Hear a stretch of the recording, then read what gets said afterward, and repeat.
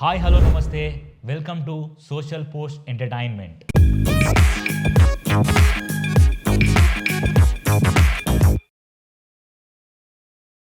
బేసిక్గా ఏంటి వీడు నిన్నటిదాకా బిగ్ బాస్ తెలుగు అని అన్నాడు, ఇవాళ సోషల్ పోస్ట్ ఎంటర్టైన్మెంట్ అంటున్నాడు అని అనుకుంటున్నారా? మనం ఇక్కడ ఓన్లీ రివ్యూస్ మాత్రమే చేయట్లే, దానికి మించి ఇంటర్వ్యూ చేస్తున్నాం, పబ్లిక్ బైట్స్ తీసుకుంటున్నాం, ఇంకా ఎలిమినేషన్స్ గురించి, దానికి బిగ్ బాస్కి సంబంధించి అన్కట్ సీన్స్ గురించి, ఇంకా అంతెందుకు ఎలిమినేషన్ ఎవరవుతారో అని అనాలిసిస్ చేసి కూడా మనం దీంట్లో వీడియోస్ పెడుతున్నాం. సో అందుకే మేము ఇక్కడ సోషల్ పోస్ట్ ఎంటర్టైన్మెంట్ అని పెట్టాల్సి వచ్చింది. నిన్న జరిగిన ప్రభావతి 2.0 టాస్క్ గురించి మనం మాట్లాడుకుంటే, ఈ టాస్క్ అంతా మనకు తెలుసు, ఆల్రెడీ 5th సీజన్లో కూడా మనం చూసినాం.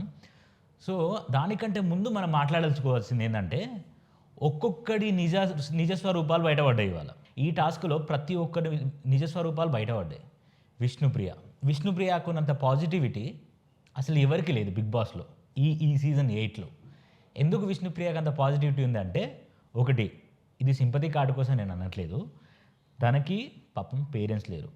అది హార్ట్ఫుల్గా నాకు కూడా చాలా సాడ్గా అనిపించింది తను వచ్చినప్పుడు. అండ్ వన్ మోర్ థింగ్ ఏంటంటే, నేను మొన్న ఒక వీడియో చేశాను, ఏమని, నాగ్ సార్ వచ్చినప్పుడు తను మరీ చైల్డిష్గా బిహేవ్ చేస్తుంది అని అంటే, అందరూ కామెంట్లో ఏమన్నారంటే తనకి పేరెంట్స్ ఎవరు లేరు, సో నాగ్ సార్ని ఫాదర్లా ఫీల్ అవుతుంది అని. అది కూడా నాకు ఓకే, నో ప్రాబ్లం. కానీ మనం ఒక మ్యాటర్ని what is wrong what is right అని తెలుసుకోకుండా జడ్జ్ చేయడం అనేది చాలా రాంగ్ థింగ్. నేను ఈ విషయం ఎందుకు చెప్తున్నానంటే, నిన్న ప్రేరణ దోశ వేసి ఇచ్చింది ఎవరికి, విష్ణుప్రియ ఎలా తీసుకుందంటే, దోశ వేసి ఇచ్చే విధానం నాకు నచ్చలేదు, ఎవరికైనా ఆకలే కదా అనే మాటలో బ్లేమ్ చేసింది విష్ణుప్రియ. ఎవరిని? ప్రేరణని. అక్కడ అంతలా ఇలా తీసి ఇచ్చిందని చెప్పేసి విష్ణుప్రియ చెప్పినంతగా లేదు.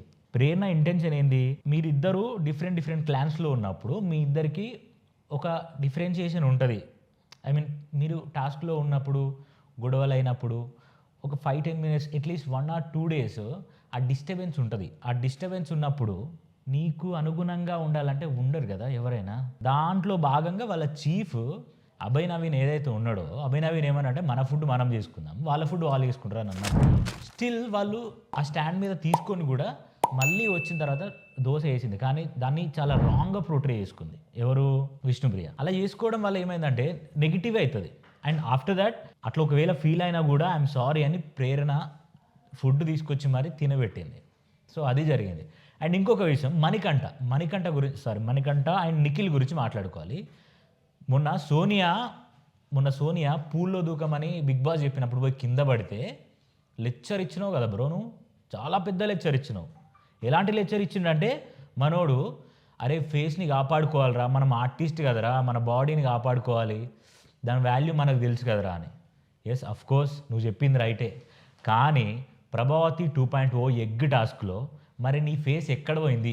నువ్వు నాగమణికంఠని ఇలా బట్టి కింద దోస్తే హెడ్కి తగిలింది, మరి వాడిది హెడ్ కాదా, వాడిది ఫేస్ కాదా? ఇట్లా వాంటెడ్గా ఇప్పుడు సోనియాకి ఒకలాగా, ఒకరికి ఫేవరబుల్గా, ఇంకొకరికి డిఫరెంట్గా నువ్వు ఇట్లా ఖరాబ్ అవ్వడానికి రీజనే సోనియా బ్రో. నీకు అర్థం కావట్లే. గైస్ మీరే చెప్పండి, స్టార్టింగ్ 2 daysలో మనోడు ఎట్లుండే, 2 daysలో చాలా స్ట్రాంగ్ ఉండే, విన్నింగ్ రేస్లో ఉంటాడు కావచ్చు, మనోడు టాప్ 5లో ఉంటాడు కావచ్చు, ఏం లేదు బొక్క, అంతా పడిపోయింది. అంత ఏడుకొచ్చిందంటే, సోనియా ఏం ఆడుతుంది, సోనియాకి దెబ్బ తగిలిందా, సోనియా తిన్నదా, సోనియా పడుకుందా, సోనియా టాక్టిక్స్తోని సోనియా పృథ్వీని నిఖిల్ని పక్కన పెట్టుకొని మొత్తం గేమ్ ఆడకుండా వేసింది.